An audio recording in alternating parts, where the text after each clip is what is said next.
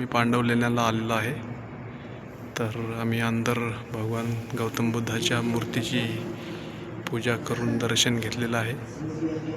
जास्त जोरात बोलता येत नाही, त्या कारणाच्यानं आम्ही हळूच बोलत आहे। खूप आवाज घुमत आहे याच्यामध्ये। हे बाकी वरचं वातावरण खूप वेगळं आहे आणि छोटासा आवाज पण घुमत आहे याच्यामध्ये। हे बघा आमच्या घरचे बसलेले आहेत। हे बघा आमची दीदी, हे आमचा दादा, हे सर्व बसले आहेत आणि आवाज खूप घुमत आहे। हे भगवान गौतम बुद्धांची मूर्ती खूप छान आणि एकदम मस्त अशी मूर्ती आहे आणि त्याचं वातावरण पण खूप छान आहे। हे बघा ते खूप हळू बोलत आहेत, पण त्यांचा आवाज बघा किती घुमत आहे इथं। हे बघा आम्ही बाहेरून चक्कर मारत आहे। आमची दीदी आणि दादा खेळत आहे आणि बाहेरचं खूप छान असं वातावरण आहे। हे बाहेरचं वातावरण खूप छान आहे, असं एकदम थंड वातावरण आणि थंडी सावली गिवली छान असं वातावरण आहे। बसलेले आहेत लोक।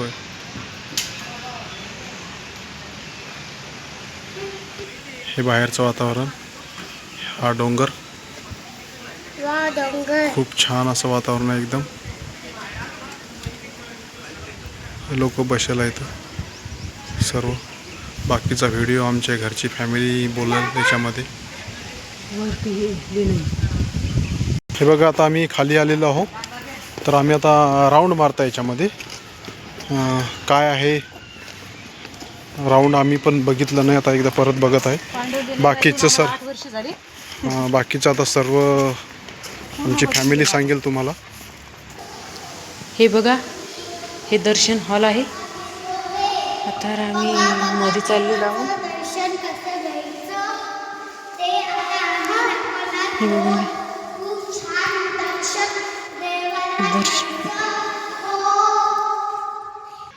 हे बघा भगवान बुद्धांचा धम्म प्रवास जो झालेला आहे, त्यांच्या भारतासह अन्य देशांनी काढलेले टपाल तिकीट आहे। हे त्यांचे टपाल तिकीट आहे, जे आपण त्याला पोस्टाचं तिकीट बोलतो। हे अन्य देशामधले तिकीट आहेत। हे दुसऱ्या देशांमध्ये नोटावर बाबासाहेबांचा फोटो आहे। भगवान बुद्धांच्या विचाराने प्रेरित होऊन कार्य केलेले भारतातील महापुरुष डॉक्टर बाबासाहेब आंबेडकर, ठीक आहे। हे त्यांचे तिकीट आहेत, पोस्टाचे तिकीट। हे बघा,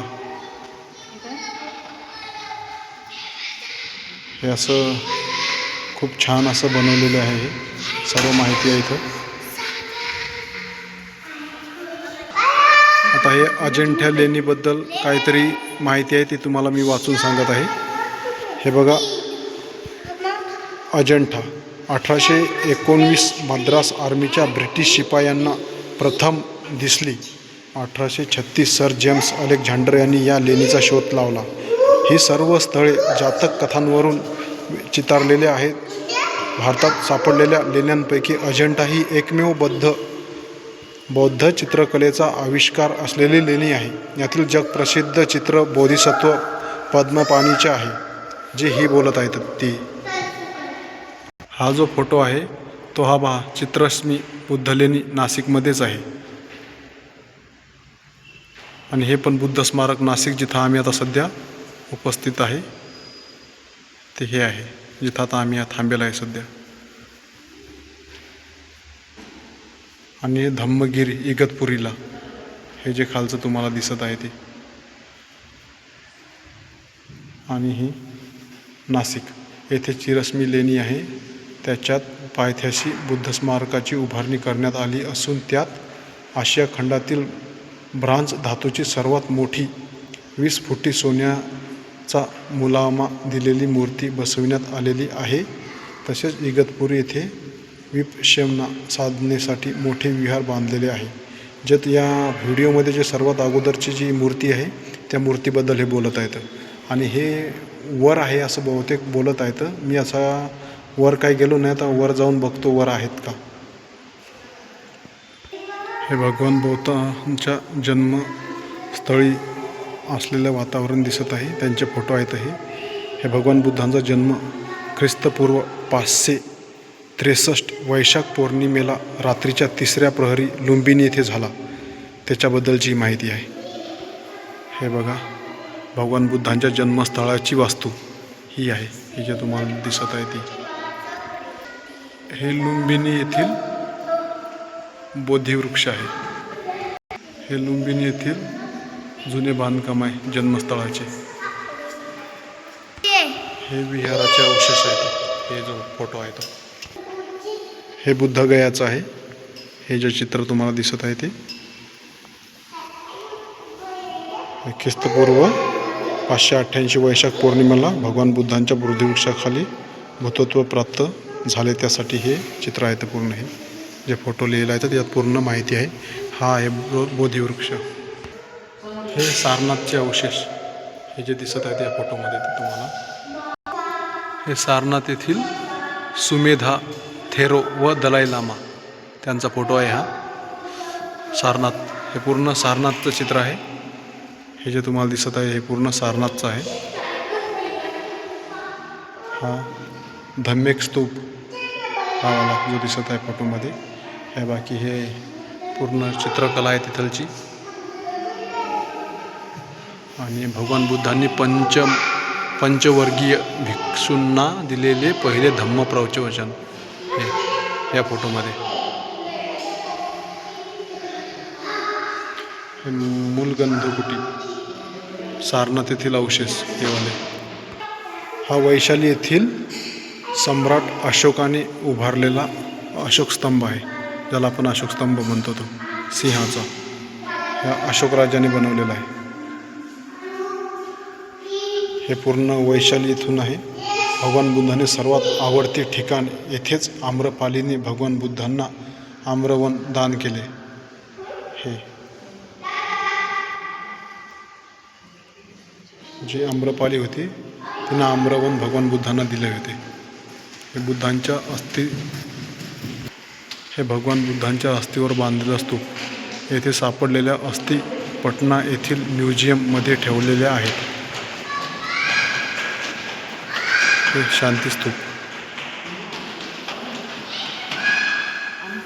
श्रावस्ती भगवान बुद्धांचे आवडते ठिकाण हे श्रावस्ती, हे ज्या फोटोमध्ये दिसत आहे तुम्हाला ते. हे भिक्खूंनी निवास हे जे दिसत आहे ते. आणि पटना पाटलीपुत्र येथील अशोक स्तंभांचे अवशेष, हे अशोक स्तंभाचे अवशेष येतात पटनामधले. हे नालंदा विश्वविद्यापीठ. हे नालंदा येथील 80,000 विद्यार्थी व 15,000 आचार्य असलेले जगातील पहिले विश्वविद्यापीठ आहे, जे तुम्हाला मी दाखवत आहे ते. हे फोटो पूर्ण खूप माहिती आहे असं या व्हिडिओमध्ये. मन तर करत नाही आहे जाण्यासाठी इथून, पण जावे लागेल. आणि आमचे दादा आणि दीदी पण परेशान झालेले आहेत. ते म्हणत आहे वर जायचं आहे बघण्यासाठी. हे कुशिनारा, हे सांचीमधलं अशोक सम्राटाने बौद्ध धम्माच्या प्रसारासाठी सुरुवात सांची येथून केली. तसे अशोकपुत्र महेंद्र व कन्या संघमित्रा बोधिवृक्षाची फांदी येथूनच श्रीलंकेला येथे नेली व तेथे बौद्ध धम्माचा प्रसार केला. मला जास्त काय ते असं बोलता येत नाही, तरी पण मी बोलत आहे. आता हे कुठचं आहे? हे लडाखमधलं आहे. लडाखमधून मी आत्ताच ड्युटीहून आलेलो आहे. इथं लडाखमध्ये माझी ड्युटी होती आणि हे तिथं बघायसाठी गेलो नाही कारण टाईम भेटला नाही आम्हाला. आणि असं खूप मस्त असं इथं पण बौद्ध धर्माचा पूर्ण प्रसार, मतलब तिथं पण भगवान गौतम बुद्धाची चांगली जास्त पूजा होते. हे कारले म्हणून आहे, ठीक आहे. येथील बुद्ध लेणी, हे पांडुलेण्याचं आहे का? हे बस इथं असं वर आहे म्हणतात. इथं आता मी बघण्यासाठी जातो. आम्ही तिथलचा व्हिडिओ तुम्हाला नक्की शेअर करीन, जर कॅमेरा काढता आला तर, व्हिडिओ बनवता आला तर, ठीक आहे. हे नागपूर जवळील बुद्धभूमी महाविहार. हे नागपूर येथील दीक्षाभूमीवर 14 ऑक्टोबर 1956 रोजी डॉक्टर बाबासाहेब आंबेडकरांनी आपल्या लाखो अनुयायांसह बौद्ध धर्मात प्रवेश केला होता. हे ती दीक्षाभूमी नागपूरची. हे बघा सर्व इथं बघण्यासाठी येत आहेत आणि सर्व असे बाहेर बसेल आहेत. जर काही चुकलं असेल तर माफ करा आणि व्हिडिओला नक्की शेअर, लाईक आणि कमेंट करून सांगा जर आमच्याकडून काही गलती झाली असेल तर. या माहितीमध्ये तुम्हाला जर काही गलत वाटलं असेल तर नक्की आम्हाला कमेंट करून सांगा. जय हिंद, जय भीम, जय बुद्ध.